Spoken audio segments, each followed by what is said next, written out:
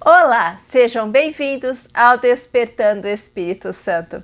Nós estamos vivendo este momento que antecipa a Páscoa, chamado de a Semana das Semanas ou a Grande Semana. Nós queremos meditar hoje sobre a maravilhosa ação de Jesus Cristo na Terra, através da sua paixão, morte e ressurreição, que é o centro da nossa vida cristã. Mas antes, você já sabe, eu quero te convidar a se inscrever no canal, a deixar o seu like, que é o sinal de positivo logo aí embaixo da tela, e a compartilhar este vídeo com os seus amigos, espalhando vida para muita gente por aí. Vamos ao vídeo.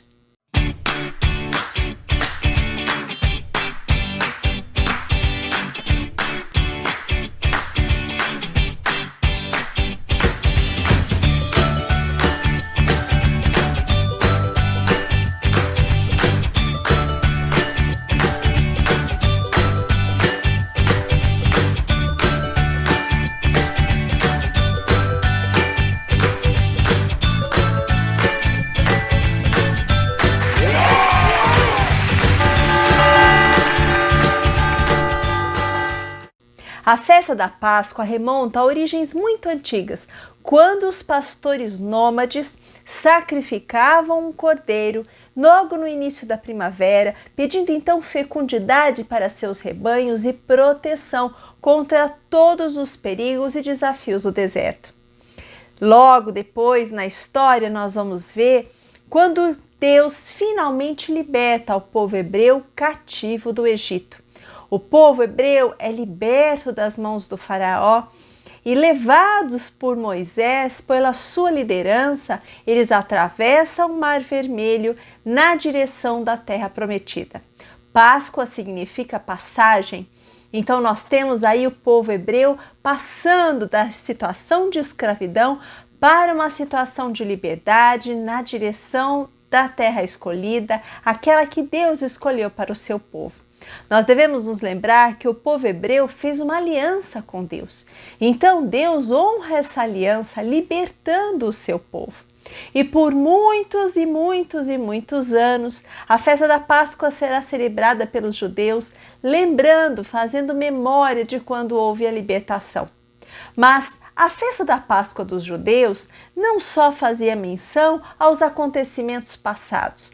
A festa da Páscoa também, de algum modo, se atualizava, fazendo com que a visão também fosse posta para o futuro, na direção daquele Messias que haveria de vir para libertar o povo. Então, nesse sentido, a libertação era esperada. Aquele povo que outrora foi liberto da escravidão do Egito aguardava a liberdade vinda por meio do Messias. E é aí que nós podemos ver que Jesus atualiza a festa da Páscoa dos judeus, fazendo com que essa festa se torne a festa da sua ressurreição. Deus realiza o seu plano salvífico para a humanidade e assim ele envia o seu Filho muito amado para que ele se encarne no meio dos homens. Ora, nós que somos uma sociedade moderna e que vivemos em meio a tantas outras realidades, muitas vezes temos dificuldade de imaginar como Deus enviaria o seu Filho na forma de um homem à Terra para realizar o mistério da redenção dos homens. Nós devemos nos lembrar que a nossa vida espiritual, ela é uma vida que deve ser cultivada por todo o tempo em que permanecemos na Terra. Assim como nós investimos na nossa profissão, assim como investimos nas nossas finanças, assim como preparamos o futuro para a família, para os filhos, todo homem e toda mulher também deveria cultivar e cuidar da sua vida espiritual, sabendo que as leis que regem este universo, aquele Deus poderoso que é o autor da nossa vida, ele nos espera de braços abertos e o seu amor foi sempre tão grande por nós que ele criou sim um modo de fazer com que nós pudéssemos alcançar essa vida eterna a qual nós fomos criados. Lembremos-nos que em Adão e Eva existe então uma separação. O homem, querendo se fazer como Deus, pede aquele jardim, aquele momento, aquele lugar de intimidade com Deus e passa a ter que enfrentar todos os desafios que lhe esperam nesta vida, incluindo a morte. Mas Jesus veio para transformar aquilo que era morte em vida. E como é que ele o faz? Ora, Jesus, se submetendo como o mesmo cordeiro que era sacrificado pelos judeus no dia da Páscoa, Jesus é a prefiguração desse cordeiro, mas não qualquer cordeiro. Jesus se coloca em sacrifício pela humanidade. Ele sabia que ia ser preciso que ele passasse pela morte para nos trazer a vida eterna. E esse Jesus que entra em Jerusalém já na quinta-feira santa, aclamado pelas multidões que gritam Hosana, bendito que vem em nome do Senhor, imaginando-se um libertador apenas político que os libertasse da dominação de Roma, Jesus é este cordeiro manso, é este cordeiro que aceita a proposta e essa obra de salvação proposta pelo Pai. Nós devemos nos lembrar que multidões são sempre muito instáveis e Jesus, que é aclamado naquele momento, vai sofrer o escárnio e a condenação daqueles mesmos que antes o aclamavam. Esse é o grande perigo da nossa humanidade, de nós nos sentindo desencantados com aquilo que era nossa expectativa, deixamos passar uma graça tão grande, não conseguindo ver um grande mistério que estava por trás de tudo aquilo que Jesus estava sofrendo. Então nós temos Jesus como cordeiro imolado, aquele que se coloca em expiação pelo pecado do mundo. Afinal de contas, Jesus é aquele que tira o pecado do mundo. O pecado da incredulidade, o pecado dos homens que não acreditam em Deus, que não acreditam que Deus enviou seu Filho muito amado na terra para que nós pudéssemos alcançar a salvação. Então, quando Jesus é imolado, quando Jesus é entregue na cruz e quando Jesus é levado à morte, a morte, ao encontrar a humanidade de Jesus, descobre, oculta ali a sua divindade. Então a morte não pode vencer a divindade de Jesus. Ela é incapaz de vencer a força, a divindade, a porção eterna de Deus que existe no próprio Jesus. Então, neste momento, é criado um grande precedente. Neste momento, Jesus fura o bloqueio. Jesus abre as portas para que nós que antes morríamos inevitavelmente por uma vida de morte, nós podemos definitivamente encontrar nele o caminho para que nós possamos alcançar a vida eterna. A morte não tem mais o poder de nos prender, de nos segurar. A morte está vencida por aquele que é o autor da vida. E é por isso que São Paulo apóstolo vai dizer lá na primeira carta aos Coríntios, no capítulo 15, versículo 55, onde está, ó morte, a tua vitória? Onde está, ó morte, o teu aguilhão?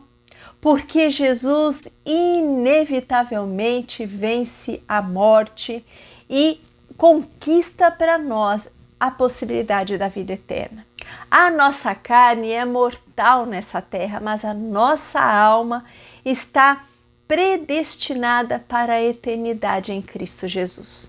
Mas este é um presente que nos foi dado por Jesus à custa de sofrimento, de sangue e de grande obediência ao Pai. É por isso que nesta semana que antecede a Páscoa, nós devemos manter sim uma atitude contemplativa, uma atitude de gratidão, uma atitude de tomar consciência do quanto Deus nos ama, de tudo o que Ele sofreu por nós. Porque Jesus é o sacerdote por quem nós fomos reconciliados, mas Ele também é o sacrifício pelo qual fomos reconciliados e também é o templo onde nós fomos reconciliados por Deus.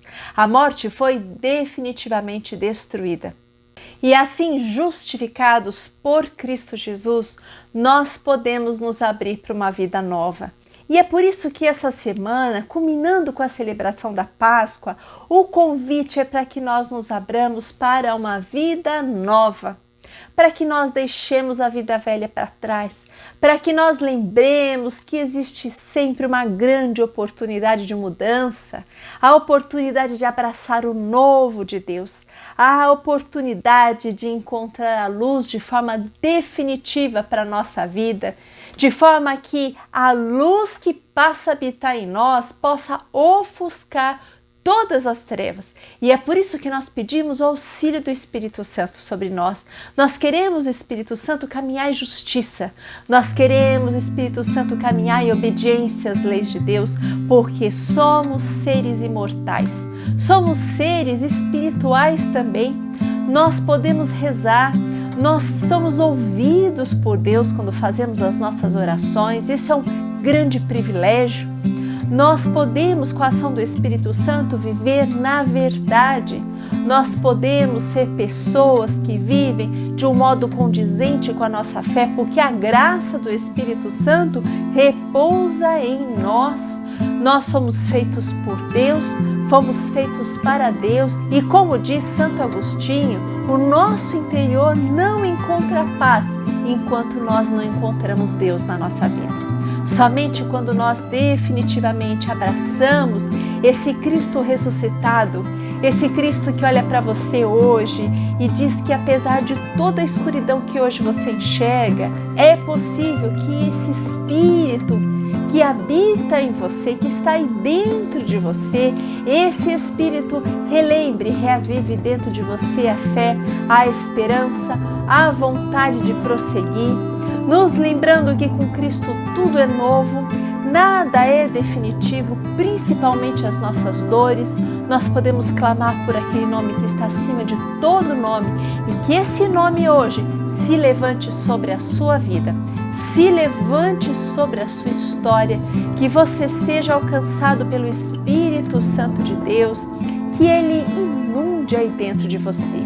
Como quando se agita uma champanhe, esse Espírito Santo saia e que Ele tome conta de você, que Ele transforme a sua mentalidade, transforme os seus sentimentos, te ajude a olhar com olhos de esperança para a vida que está diante de você, enchendo o seu coração de alegria e te dando forças, muitas forças para seguir em frente. Desejo a você uma feliz Páscoa e não se esqueça de compartilhar este vídeo com outras pessoas que, como você, amam a luz de Jesus.